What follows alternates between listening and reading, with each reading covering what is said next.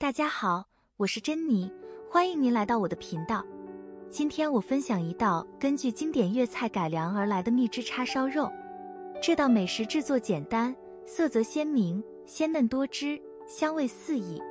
所需食材包括梅花肉500克、葱、姜、药酒、生抽、蚝油、叉烧汁、蜂蜜和食用油。准备好所有食材后，就让我们一起来探索具体的制作步骤吧。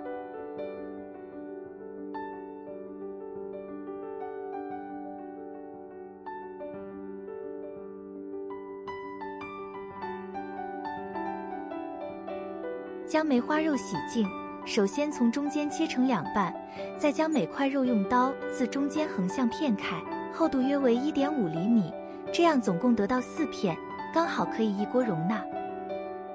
用牙签或钢针在肉片上扎一些孔，以便更好地腌制入味。将处理好的肉放入腌肉碗中，依次加入姜片、葱段、药酒、生抽、蚝油，然后充分搅拌均匀，盖上保鲜膜腌制1小时。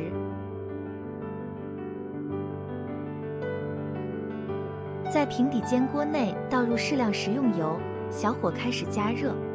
油热后，将肉下锅，用小火慢煎。煎制过程中保持小火，用木铲轻轻按压肉片，确保每块肉受热更加充分均匀。中间多次翻面，直到肉片两面微焦。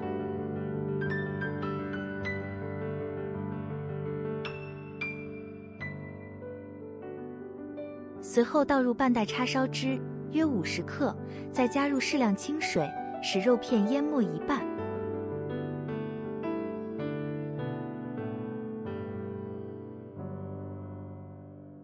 盖上锅盖，改为中火慢炖，期间多翻面几次，总共炖煮30分钟左右。30分钟后打开锅盖，加入适量蜂蜜开始收汁，再将肉片翻面几次，直至汤汁浓郁即可出锅。